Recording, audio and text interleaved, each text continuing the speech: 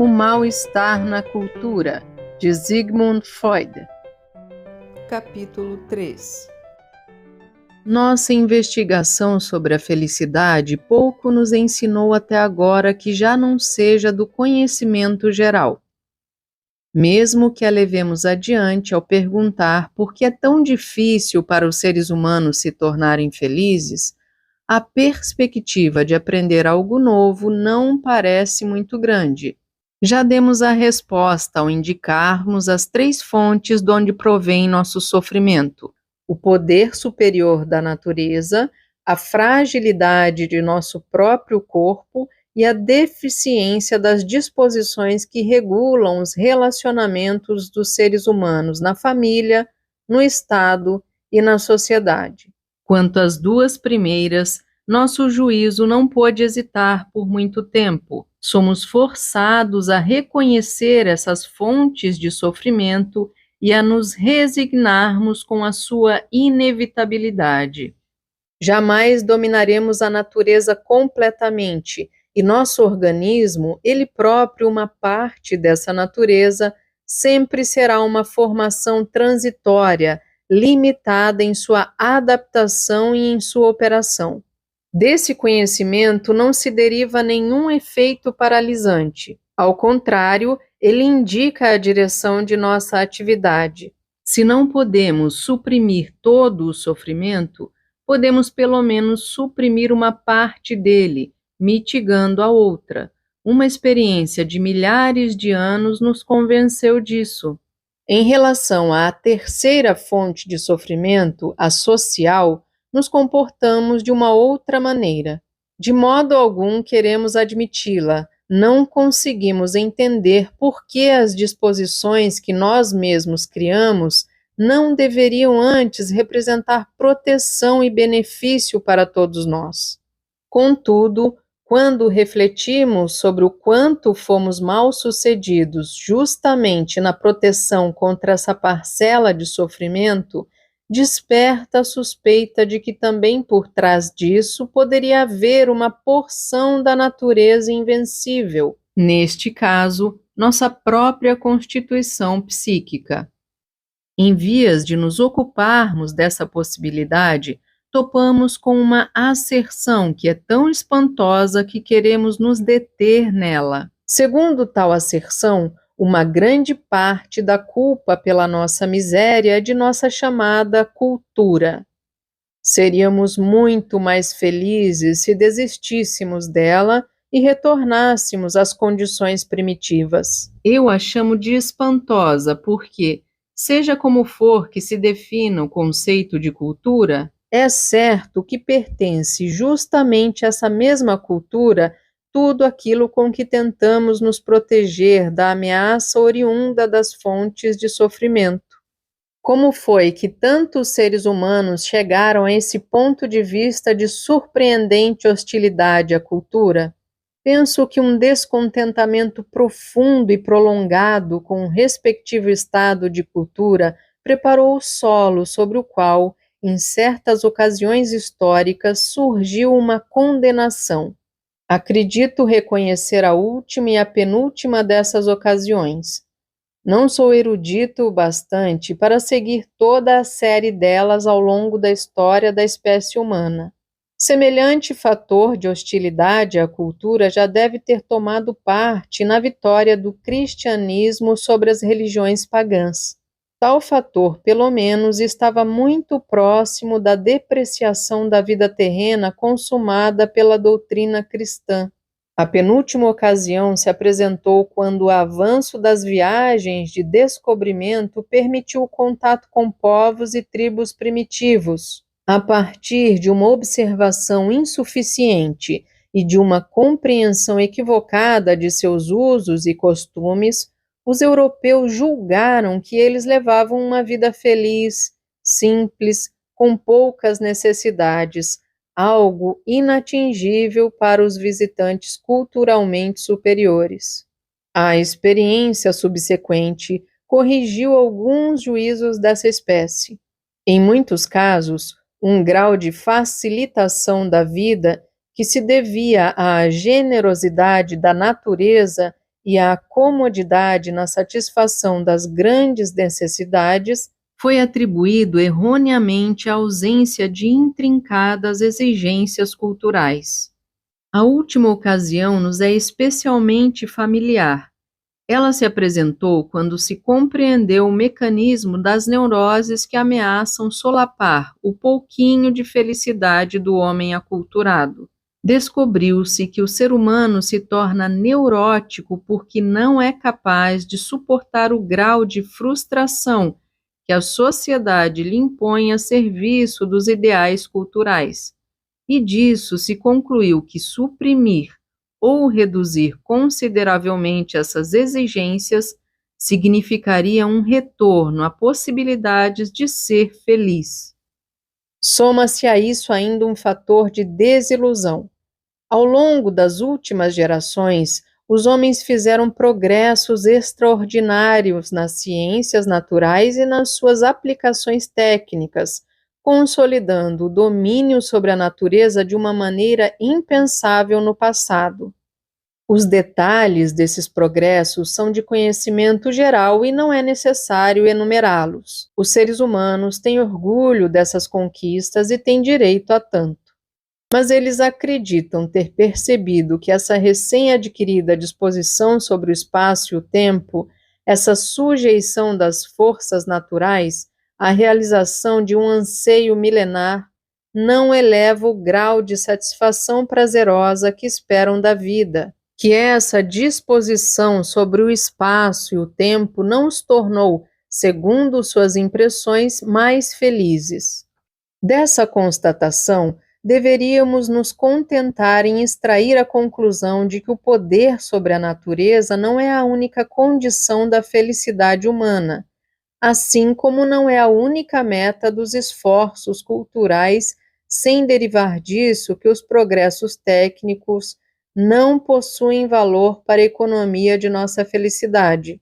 Alguém poderia objetar: não é um ganho positivo de prazer, um aumento inequívoco do sentimento de felicidade, se posso ouvir com a frequência que quiser a voz do filho que mora a centenas de quilômetros de mim, se pouco depois que o amigo desembarcou posso ficar sabendo que tudo correu bem na longa e cansativa viagem? Não significa nada que a medicina tenha conseguido reduzir tão drasticamente a mortalidade infantil e o risco de infecção das parturientes e que tenha até conseguido aumentar em muitos anos a duração média da vida do homem aculturado. Além desses benefícios, que devemos à tão invectivada época dos progressos técnicos e científicos, ainda podemos mencionar muitos outros. Mas neste ponto se faz ouvir a voz da crítica pessimista, advertindo que a maioria dessas satisfações segue o modelo daquele prazer barato, recomendado por certa anedota. Esse prazer é obtido quando, numa noite fria de inverno, se coloca a perna nua para fora dos cobertores, recolhendo-a em seguida.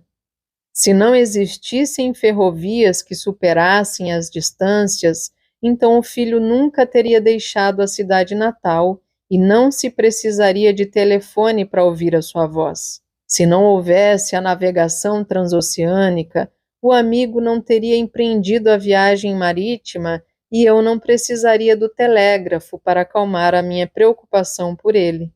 De que nos adianta a diminuição da mortalidade infantil, se justamente isso nos obriga a uma contenção extrema na geração de filhos?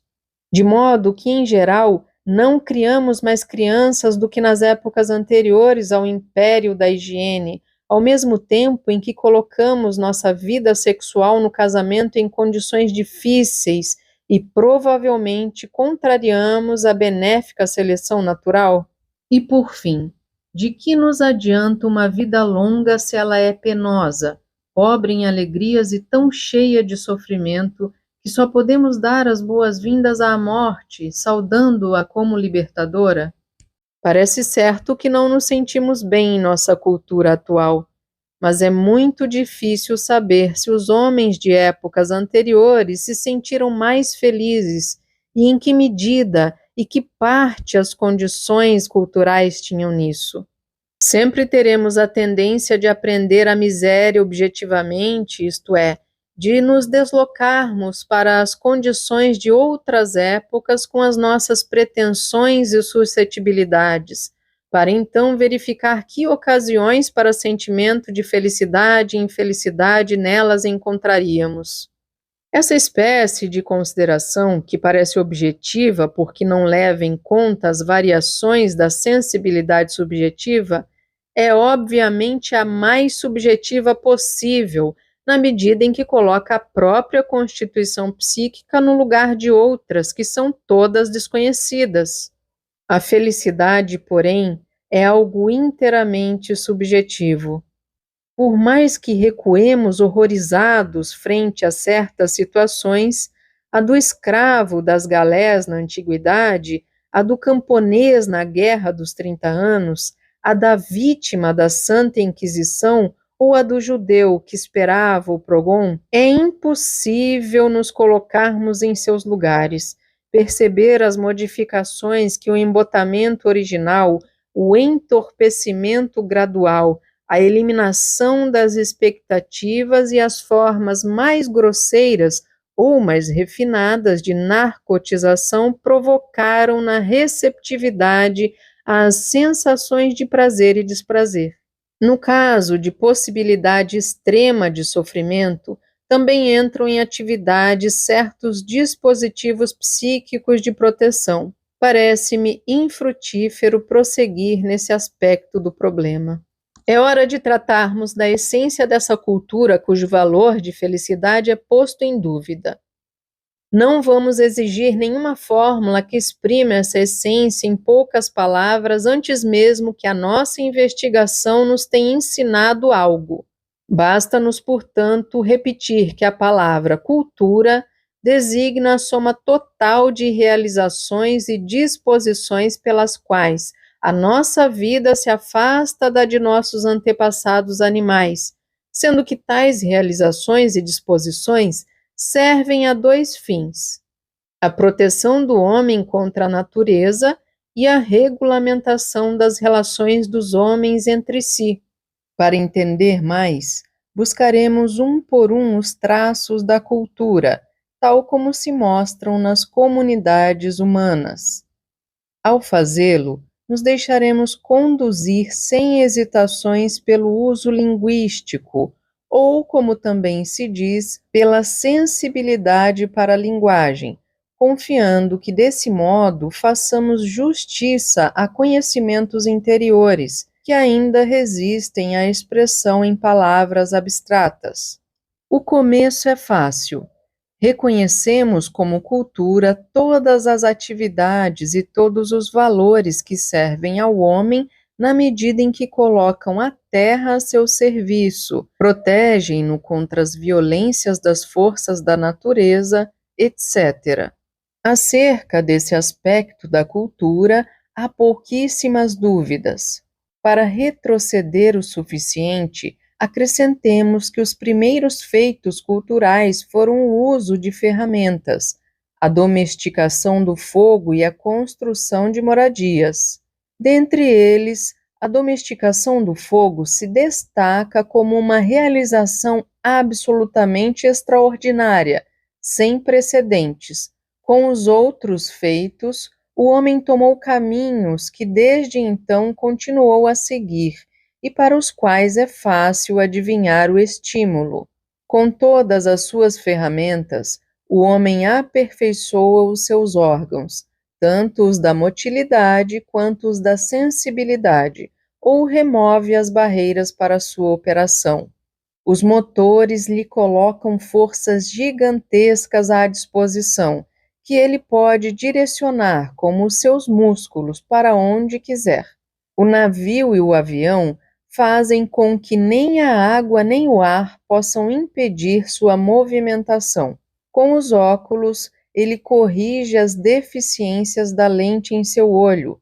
Com o telescópio, enxerga a distâncias remotas. Com o microscópio, supera os limites da visibilidade impostos pela estrutura de sua retina. Com a máquina fotográfica, ele criou um instrumento que retém as fugazes impressões visuais, algo que o disco de gramofone faz com as igualmente passageiras impressões sonoras, sendo ambos, no fundo, materializações de sua capacidade de recordação, de sua memória. Com a ajuda do telefone, ele ouve de distâncias que mesmo os contos de fadas respeitariam como inalcançáveis. Originalmente, a escrita é a linguagem de quem está ausente. A moradia, um substituto para o útero materno. A primeira, provavelmente ainda aspirada habitação, em que estávamos seguros e nos sentíamos tão bem. O que o homem produziu através de sua ciência e de sua técnica neste planeta, em que surgiu de início na condição de uma débil criatura animal e em que cada indivíduo de sua espécie tem de ingressar outra vez na condição de bebê desamparado, ó polegada de natureza, não soa apenas como um conto de fadas, mas é a verdadeira realização de todos, quer dizer, de quase todos os desejos dos contos de fadas. Todo esse patrimônio pode ser considerado pelo homem como uma aquisição cultural. Em tempos remotos, ele formou um ideal de onipotência e onisciência, que corporificou em seus deuses. A eles atribuiu tudo que parecia inacessível aos seus desejos, ou que lhe era proibido. Pode-se dizer, portanto, que esses deuses eram ideais culturais. Agora ele se aproximou bastante de alcançar esse ideal. Ele próprio quase se tornou um deus. Todavia, apenas da maneira que, segundo o juízo humano geral, os ideais costumam ser alcançados. Não de modo completo, em muitos aspectos de modo algum, em outros apenas pela metade. O homem se tornou uma espécie de Deus protético, por assim dizer, realmente grandioso quando coloca todos os seus órgãos auxiliares, só que eles não se integraram nele e ocasionalmente ainda lhe dão muito o que fazer. De resto, ele tem direito a se consolar com o fato de que esse desenvolvimento não estará encerrado exatamente no ano de 1930 depois de Cristo. Épocas futuras trarão consigo progressos novos e de dimensões possivelmente inimagináveis nesse âmbito da cultura, aumentando ainda mais a semelhança do homem com Deus. No interesse de nossa investigação, porém, não esqueçamos que o homem atual não se sente feliz em sua semelhança com Deus. Reconhecemos, portanto, o nível cultural de um país ao vermos que nele se trata e se cuida metodicamente de tudo que serve à exploração da terra pelo homem e à sua proteção contra as forças naturais, em suma, de tudo que lhe é útil. Num país assim, o curso dos rios que ameaçam com seus transbordamentos é regulado, e suas águas são desviadas por meio de canais para lugares em que são necessárias. O solo é cuidadosamente preparado e coberto com as plantas que é capaz de produzir. Os tesouros minerais das profundezas são extraídos diligentemente e transformados nas ferramentas e nos utensílios de que necessita. Os meios de transporte são abundantes, velozes e confiáveis. Os animais perigosos e selvagens foram exterminados. A criação de animais domésticos está em pleno florescimento. Porém, ainda fazemos outras exigências à cultura e esperamos notavelmente vê-las realizadas nesses mesmos países. Como se quiséssemos negar a primeira exigência que fizemos, também saudamos como cultural o fato de o zelo do homem se voltar igualmente para coisas que de modo algum são úteis e que parecem antes inúteis. Por exemplo, os canteiros de flores que embelezam os espaços verdes de uma cidade, necessários como parques infantis e reservatórios de ar, ou as floreiras que enfeitam as janelas das residências. Logo percebemos que a inutilidade cuja apreciação esperamos por parte da cultura é a beleza.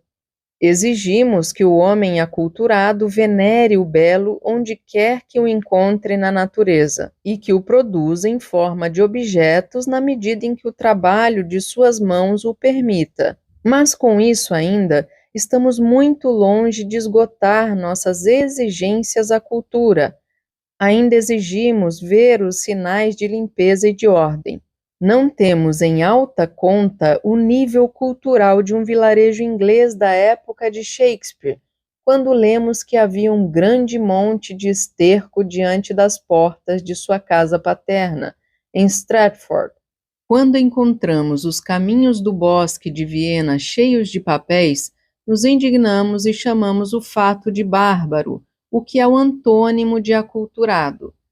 A sujeira de qualquer tipo nos parece incompatível com a cultura.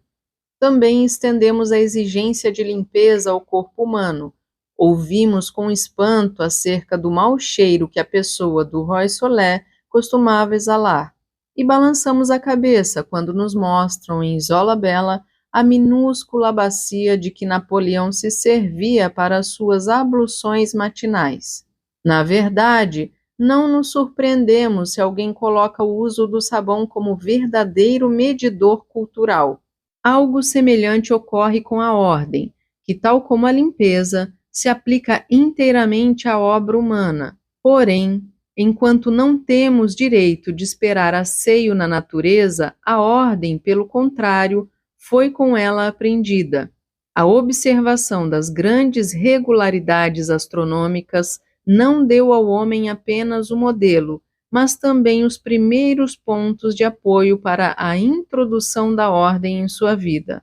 A ordem é uma espécie de compulsão à repetição, que, uma vez instituída, decide quando, onde e como alguma coisa deve ser feita, de modo que se poupam dúvidas e hesitações em todos os casos idênticos. Os benefícios da ordem são inegáveis. Ela possibilita ao homem o melhor uso do espaço e do tempo, enquanto poupa suas forças psíquicas. Teríamos o direito a esperar que ela se impusesse desde o início e de maneira espontânea no agir humano, e pode causar espanto que tal não seja o caso, de que o homem revela, pelo contrário, uma tendência natural para a negligência, a irregularidade e a falta de seriedade em seu trabalho, e que precisa ser educado com muito esforço para imitar os modelos celestes. A beleza, a limpeza e a ordem ocupam, evidentemente, uma posição especial entre as exigências culturais. Ninguém afirmará que elas têm a mesma importância vital que a dominação das forças da natureza e que outros fatores que ainda teremos de conhecer. E, no entanto, ninguém gostaria de preteri-las como coisas secundárias. Que a cultura não pensa apenas na utilidade, isso já nos mostra o exemplo da beleza, que não queremos que esteja ausente entre os seus interesses. A utilidade da ordem é bem evidente. Quanto à limpeza, temos de considerar que ela também é exigida pela higiene, e podemos supor que esse nexo não era inteiramente desconhecido do homem antes mesmo da época da profilaxia científica. Mas a utilidade não esclarece inteiramente a aspiração, algo mais deve estar em jogo. Porém, através de nenhum outro traço, julgamos caracterizar melhor a cultura do que através da estima e do cultivo das atividades psíquicas superiores, das realizações intelectuais, científicas e artísticas, do papel dirigente concedido às ideias na vida das pessoas. À frente dessas ideias se encontram os sistemas religiosos, sobre cuja intrincada estrutura procurei lançar luz em outra obra. Ao lado deles encontram-se as especulações filosóficas e, por fim, aquilo que se pode chamar de formações de ideal do homem, suas ideias acerca de uma perfeição possível do indivíduo, da nação, de toda a humanidade, e as exigências que essas formações colocam como base em tais ideais. O fato de essas criações não serem independentes entre si, mas, ao contrário, profundamente entrelaçadas, dificulta tanto a sua apresentação quanto a sua derivação psíquica. Se supusermos de um modo bastante geral que o motor de todas as atividades humanas é a aspiração às duas metas confluentes da utilidade e do ganho de prazer, então o mesmo também deve valer para essas expressões culturais que acabamos de citar, embora isso seja facilmente visível apenas para a atividade científica e para a artística. Não se pode duvidar, porém, que também as demais correspondam a fortes necessidades humanas, talvez aquelas que estejam desenvolvidas apenas numa minoria.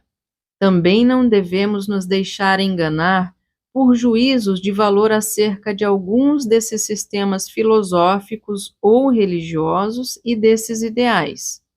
Quer se busque neles a suprema realização do espírito humano, quer os lamentemos como erros, é preciso reconhecer que a sua existência, e especialmente a sua supremacia, significa um alto nível de cultura. O último traço de uma cultura que temos de considerar, de certo não o menos importante, é o modo como são regulamentadas as relações dos seres humanos entre si, as relações sociais que dizem respeito ao ser humano na condição de vizinho, de ajudante, de objeto sexual de outro, de membro de uma família, de um Estado. Nesse ponto, é particularmente difícil livrar-se de determinadas exigências ideais e aprender aquilo que é propriamente cultural. Comecemos com a explicação, talvez, de que o elemento cultural esteja dado com a primeira tentativa de regulamentar essas relações sociais. Se não ocorresse tal tentativa, essas relações ficariam submetidas ao arbítrio do indivíduo, quer dizer, aquele que fosse mais forte fisicamente as decidiria de acordo com seus interesses e impulsos. E nada mudaria nisso se o mais forte encontrasse outro mais forte do que ele. A convivência humana só se torna possível quando se reúne uma maioria que é mais forte do que cada indivíduo e que permanece unida contra cada um deles. Na condição de direito, o poder dessa comunidade se opõe então ao poder do indivíduo, condenado como força bruta. A substituição do poder do indivíduo pelo poder da comunidade é o passo cultural decisivo. Sua essência consiste no fato de que os membros da comunidade se restringem em suas possibilidades de satisfação, enquanto o indivíduo não conhecia tais restrições. A exigência cultural seguinte, portanto, é a da justiça, isto é, a garantia de que o ordenamento jurídico estabelecido não venha a ser quebrado em favor de um indivíduo. Com isso, não se decide acerca do valor ético de semelhante direito. O desenvolvimento cultural posterior parece tender no sentido de que esse direito não seja mais a expressão da vontade de uma comunidade restrita, casta, camada da população, grupo étnico, que se comporta em relação a outras massas, talvez mais amplas, de modo semelhante a um indivíduo violento. O resultado final deve ser um direito para o qual todos, pelo menos todos os que são capazes de tomar parte numa comunidade, tenham contribuído com o sacrifício de seus impulsos e que não permita que ninguém, mais uma vez com a mesma exceção, se torne vítima da força bruta. A liberdade individual não é um bem cultural. Ela era a maior possível antes de qualquer cultura. Contudo, naqueles tempos ela em geral não tinha valor, pois o indivíduo dificilmente era capaz de defendê-la. Por meio do desenvolvimento cultural, ela sofreu restrições, e a justiça exige que ninguém seja poupado de restrições. Aquilo que numa comunidade humana se agita como ímpeto libertário pode ser uma rebelião contra uma injustiça ainda existente e se tornar favorável a um desenvolvimento posterior da cultura, permanecendo com ela compatível. Mas ele também pode se originar de um resto de personalidade originário, não domado pela cultura, e se tornar o fundamento da hostilidade contra essa cultura. Portanto, o ímpeto libertário se dirige contra determinadas formas e exigências da cultura ou contra a cultura em geral. Não parece que se possa levar o homem, através de algum tipo de influência, a transformar a sua natureza na de um cupim. É provável que ele sempre defenda sua pretensão à liberdade individual contra a vontade da massa. Uma boa parte da luta da humanidade se concentra em torno da tarefa de encontrar um equilíbrio conveniente, ou seja, capaz de proporcionar felicidade entre essas exigências individuais e as reivindicações culturais das massas.